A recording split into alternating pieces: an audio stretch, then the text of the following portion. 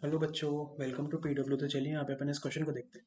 Question क्या बोल रहा है? An object is dropped from rest at a height of 150 metres. Rest से उसको छोड़े। And simultaneously another object is dropped from rest at a height 100 meters.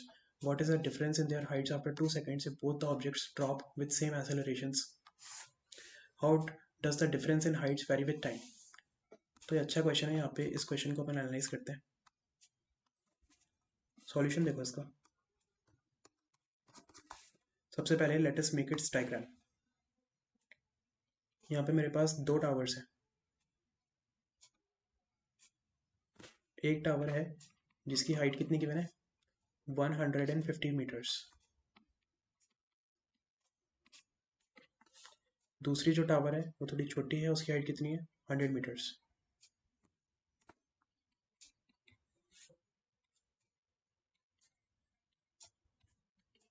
ठीक है। दोनों टावर के ऊपर मैं गया एक एक बार करके, और मैंने एक बॉल या फिर कोई भी ऑब्जेक्ट को यहाँ से छोड़ दिया, जस्ट रिलीज करें। यानी कि इस केस में यू कितना होगा? ज़ीरो। और दूसरे केस में भी जो यू होगा वो कितना होगा? ज़ीरो के बराबर। कुछ टाइम के बाद ये कुछ डिस्टेंस कवर करेगा। लेट से ये जो बॉल है ये यहाँ पहुँच गई है। हम्म। और यहाँ पे भी इस केस में ये बॉल लेट से यहाँ पहुँच गई है। अब मैं क्या करता हूँ ना, इन डिस्टेंस को डी वन और डी टू नाम दे देता हूँ। ये जो डिस्टेंस है इसको मैंने नाम दे दिया डी वन लेट से, और इस डिस्टेंस को यहाँ पे नाम दे दिया मैंने डी टू। और यहाँ पे अपन डी वन और डी टू की वैल्यू कैलकुलेट करेंगे। कैसे करेंगे? सिंपली आप खुद सोच के देखो, अगर आपको डिस्टेंस और टाइम में ऐसी कोई इक्वेशन यूज करनी है जिसमें डिस्टेंस और टाइम का टर्म आता हो, तो आप कौन सी इक्वेशन यूज करोगे? सेकंड इक्वेशन ऑफ मोशन, है ना?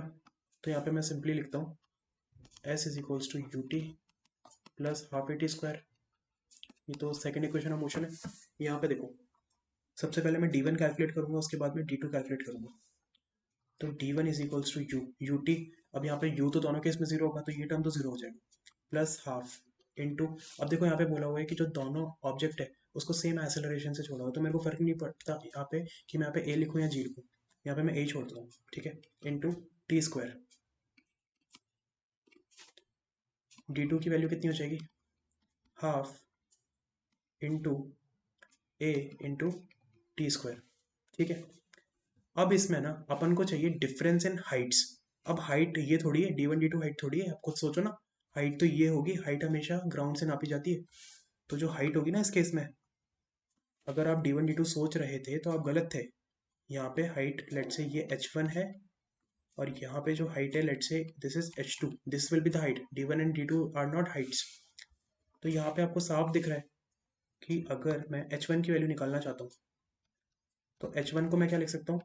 150 माइनस डी वन। और एच टू को मैं क्या लिख सकता हूँ? 100 माइनस डी टू। ठीक है। एच वन की क्या वैल्यू हो जाएगी? 150 माइनस डी वन की वैल्यू कितनी है? 80 square upon to. 80 square upon to. अच्छा, यहाँ से एच टू की वैल्यू कितनी हो जाएगी? 100 माइनस डी टू की वैल्यू कितनी है? 80 square upon two, same as D one. अब इसमें पूछा है what is the difference in their heights after 2 seconds, है ना? तो अपन तो अभी 2 सेकेंड इसमें डाल ही नहीं रहे, मैं तो अभी डिफरेंस ही निकाल रहा हूँ सीधा। H one minus H two कितना हो जाएगा? 150 minus 80 square upon to minus 100, ये हो जाएगा प्लस 80 स्क्वायर अपॉन टू। तो यहाँ पे तो कमाल की चीज़ हो गई, यहाँ तो ये टर्म ही कैंसिल हो गया। इसका मतलब समझ रहे हो? क्वेश्चन में आपसे पूछा है कि टी इक्वल्स टू टू पे डिफरेंस इन हाइट्स क्या होगा। आपको तो T equal to two equation डालने का मौका ही नहीं दे रही है। यहाँ पे टी इक्वल टू टू कहाँ डालोगे? यहाँ पे तो टाइम का टर्म ही नहीं बचा। इसका मतलब कि ये इंडिपेंडेंट ऑफ टाइम है। समझे बात को?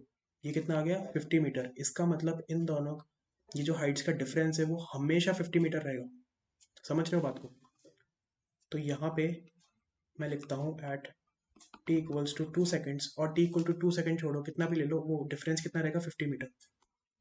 Difference in height is equals to 50 metre.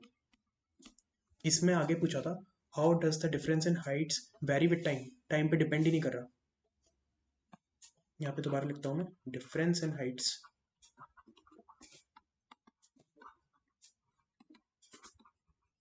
Is independent of time.